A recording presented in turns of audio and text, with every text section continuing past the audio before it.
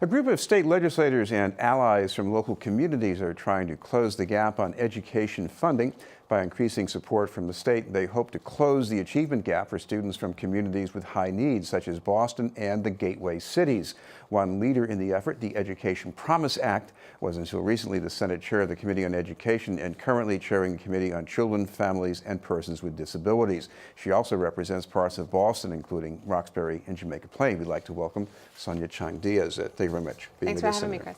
First of all, the basic here is after 25 years of education reform in Massachusetts, we still have a gap between the have and have-not communities. So how big is that gap? It's one of the largest in the nation. So this is something that we really need to grapple with as a state. You know, we love to lay claim, and in many ways we should, to having some of the highest highs in educational achievement across the country. But as a recent report in Massachusetts referenced, it's only number one for some. And that if you peel back the onion just one layer, what you find is these deep, sort of cavernous gaps between those have and have-not districts, and between students of means and low-income students, white students and students of color, huge and persistent gaps.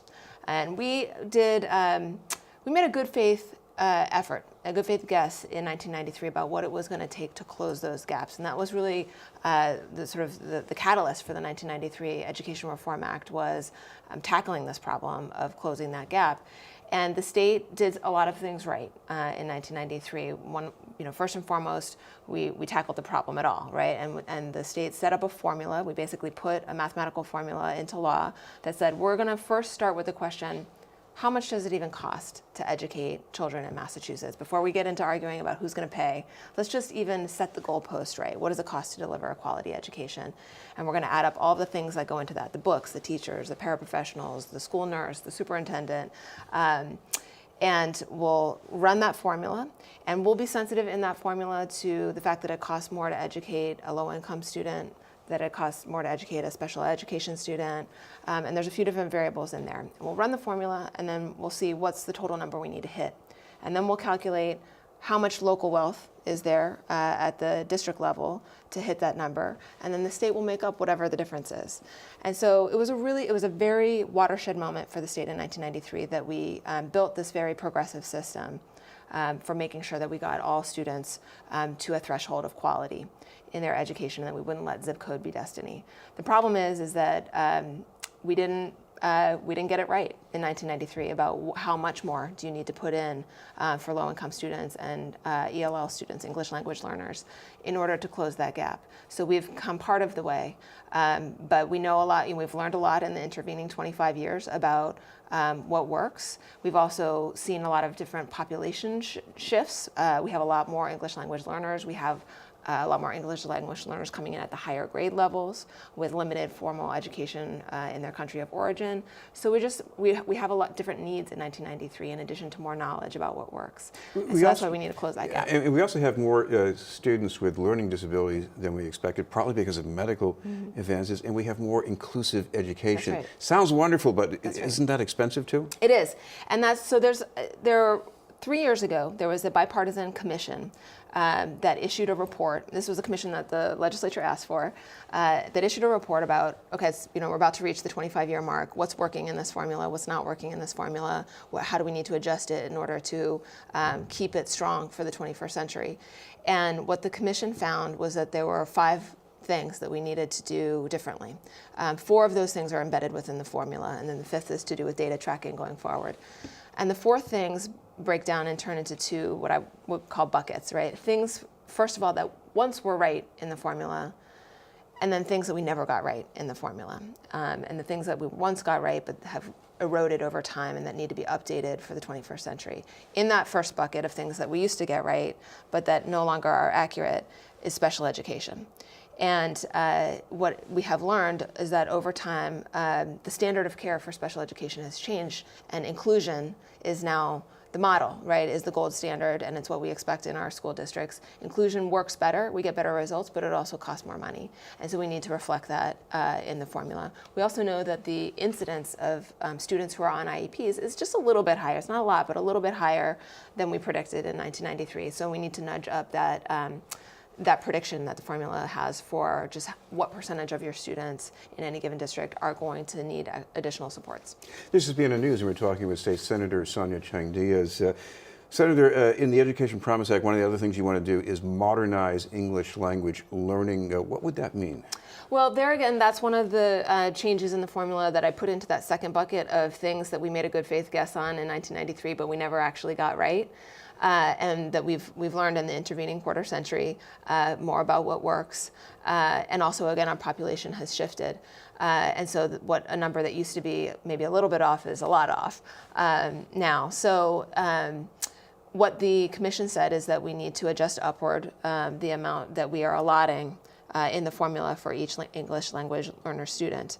And also that we need to, and this is getting a little technical, that the English language learner variable in the formula needs to be one that can be attached to vocational students as well as regular education, non-vocational students, right, traditional education students, because of course there are many English language learners in our vocational schools in Massachusetts, but currently the formula doesn't acknowledge that.